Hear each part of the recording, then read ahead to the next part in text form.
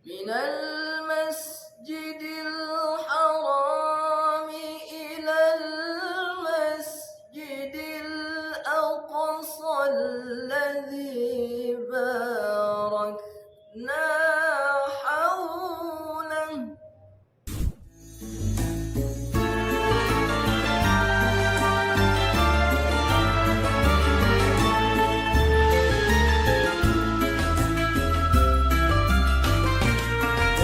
Bismillahirrahmanirrahim.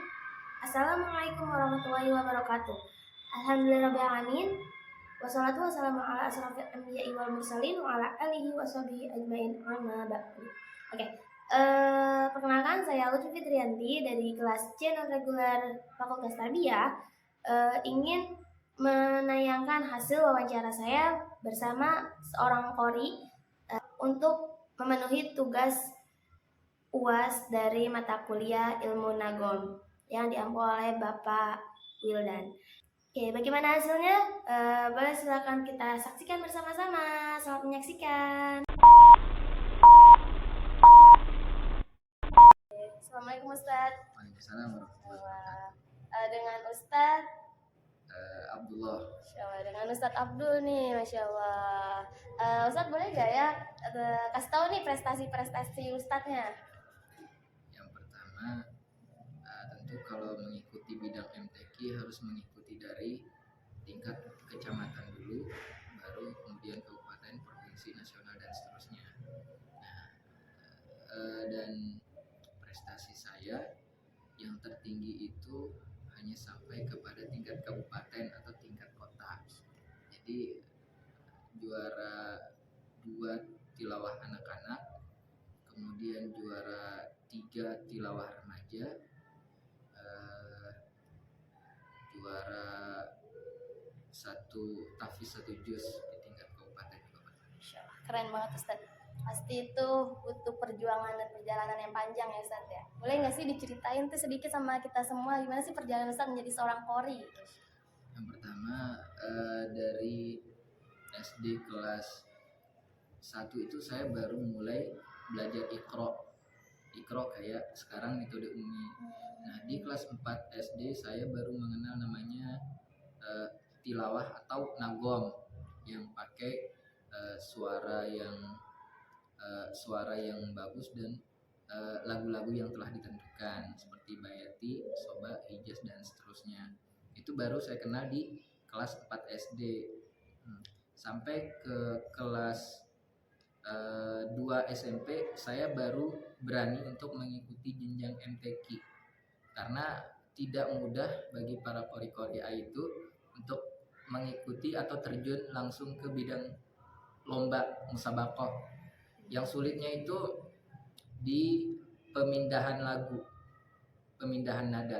Artinya memang pada saat kita belajar sama guru, kita memang dikasih makro, artinya ayat yang dibaca itu misalnya yang populer itu subhanalladzi asra bi 'abdihi kan, yang di Al-Isra yang 1. Nah, biasanya itu yang dijadikan patokan untuk belajar nagom.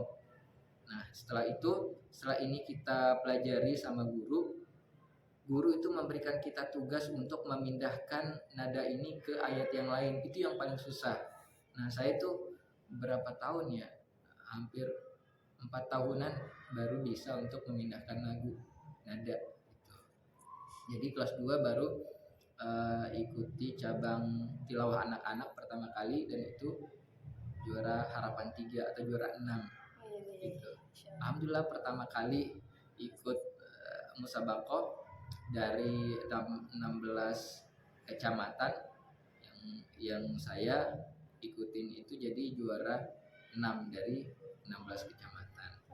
Masya Allah, mantap. Ustaz, saya mau tanya nih, kira-kira bedanya murotal dengan tilawah itu apa ya Ustaz? Kalau murotal itu lebih tepatnya tartil sih. Karena murotal itu ada lebih kepada audio, artinya sesuatu rekaman yang kita dengar dari para qori'ah gitu. Nah, kalau tartil itu baru salah satu tingkatan membaca Al-Quran salah satu tingkatan bacaan Al-Quran yang kedua. Nah, itu yang pertama kan ada at-tahqiq, itu yang paling pelan. Kemudian yang kedua tartil, yang ketiga at-tadwir, kemudian yang keempat adalah hadr. Nah, kalau at-tahqiq ini adalah orang-orang yang baru belajar membaca Al-Quran, jadi bacanya itu terbata-bata, sangat pelan gitu.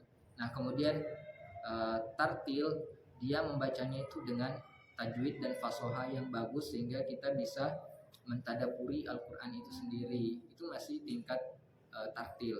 Kemudian tingkat at-tadwir itu antara cepat dan pelan. Antara cepat dan pelan itu berarti di pertengahan. Nah, ini biasanya dipakai oleh imam-imam sholat. Nah, itu tidak terlalu cepat dan tidak terlalu pelan. Nah, kemudian yang tingkatan yang keempat itu adalah hadar. Hadar itu yang paling cepat. Nah, ini biasanya dipakai oleh hafiz-hafizah yang sedang memurojaah Al-Qur'annya. Supaya apa? Supaya lebih cepat. Misalnya satu juz itu kita dapat kurang lebih 40 menit kalau kita memakai nada tartil. Tetapi kalau pakai hadar, dia bisa sampai 20, paling maksimal 25 menit. Itu kalau nada hadar. Jadi sebenarnya murotal sama tartil itu sama? Murotal tartil sama. Kalau dengan tilawahnya? Kalau tilawah itu masih secara umum sih. Tilawah, kita membaca Al-Quran dengan tajwid itu namanya tilawah. Kita membaca Al-Quran dengan suara yang indah, dengan lagu-lagu, itu juga tilawah. Tilawah itu artinya masih secara umum. Gitu.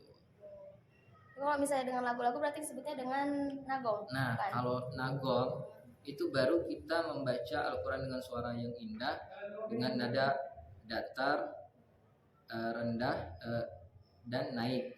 Itu nagom. Dan membaca Al-Qurannya itu dengan lagu-lagu tertentu, artinya lagu-lagu yang telah disepakati oleh para qori-qori'ah zaman dahulu. Nah, saya kurang tahu, saya lupa juga tentang sejarah tilawah itu sendiri. Nah, seperti nada bayati, soba, hijaz, nahawan, rosika, jihadka.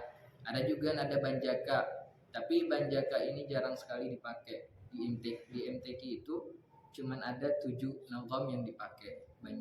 Banjaka ini sudah tidak dipakai lagi karena sudah terlalu klasik mungkin. Seperti itu. Jadi sampai sekarang ini hanya 7 yang sering digunakan oleh qori-qori Ya, sampai 7. Boleh nggak Ustaz? Saya mau minta nih uji coba kemampuan antum dalam bidang qori'nya, dalam bidang nagomnya sih lebih tepatnya. Ya. Boleh, silakan Ustaz. Misalnya nada nahawan ya. Nada nahawan ada tingkatan nada awal maqam, jawab dan jawabul jawab. Kalau awal maqam contohnya di surah Al-Isra ayat 1 misalnya. Subhanalladzi asra bi'abdihi laylan minal masjidil haram.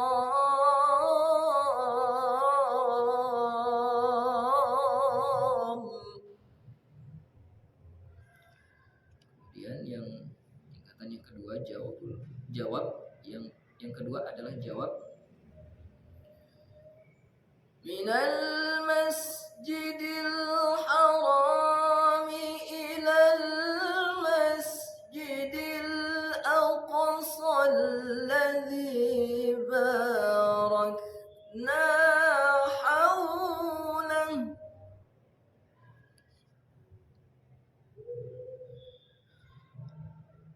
الذي باركنا حوله لنريه من آياتنا.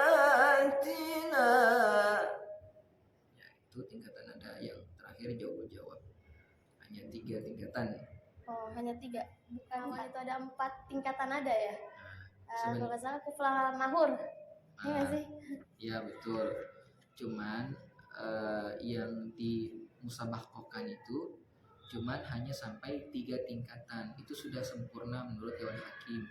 Nah, karena apa? Karena waktunya itu terbatas dalam bidang MTQ. Kalau dibawakan ke semua lagu empat-empatnya, jadi terlalu lama. Sedangkan peserta itu banyak. Jadi cukup membawakan 3 nada saja. Yang pertama nada datar, nada turun, kemudian datar, kemudian tinggi. Itu sudah cukup untuk memenuhi kriteria dalam dunia musabaqah. Seperti itu. Baik, Ustadz Abdul, mungkin itu aja kali ya pertanyaan-pertanyaan aku. Terima kasih banyak Ustadz, semoga semakin berprestasi di bidangnya, semakin hebat lah pokoknya. Oke Ustadz, Assalamualaikum warahmatullahi wabarakatuh Ustadz. Itulah hasil wawancara saya bersama beliau.